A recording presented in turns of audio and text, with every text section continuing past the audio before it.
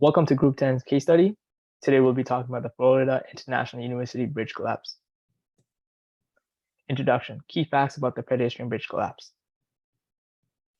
On Thursday, March 15, 2018, a pedestrian bridge under construction collapsed at Florida International University. The tragic accident claimed the lives of 6 people, including 1 worker and 5 vehicle occupants. 10 other people were also seriously injured. The bridge was designed using a new building technique called accelerated bridge construction.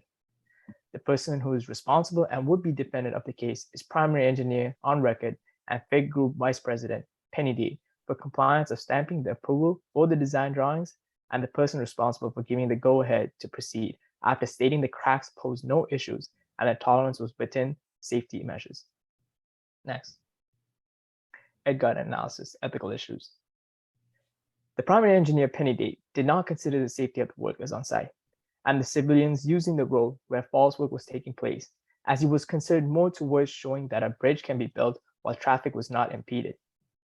The engineer had provided the stamp of approval for the design drawings, even though the calculations was done based on a redundant design, but the actual construction used a non-redundant method, which disregards the fail-safe methods that was formulated in the concept.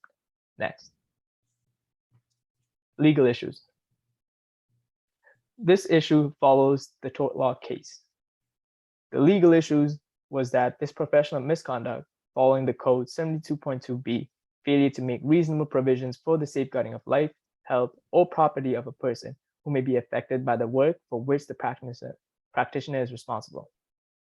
Following 72.2c, as there was a failure to act to correct or report a situation that the practitioner believed may endanger the safety or welfare of or the public. 72.2e, signing or sealing a final drawing, specification, plan, report, or other document not actually prepared or checked by the practitioner. Next.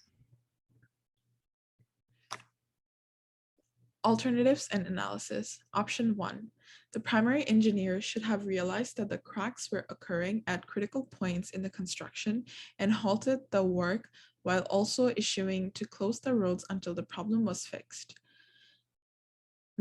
Misconduct of Code 72.2c. The lead engineer did not consult or resolve any underlying issues with workers, or did not even choose to report any of the issues such as visible cracks. Option 2.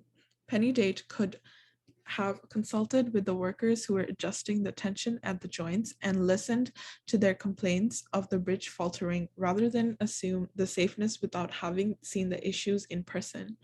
Misconduct of Code 72.2b. The lead engineer did not consider the lives that were affected by his decision when he thought the cracks posed no issue. Option 3. Proceed with construction since stakeholders are waiting on reliability of new accelerated bridge technique while trying to fix situation as construction takes place. Misconduct of Code 72.2e. The lead engineer did not fully consider the potential risks involved prior to proceeding approval for final design. Option 4.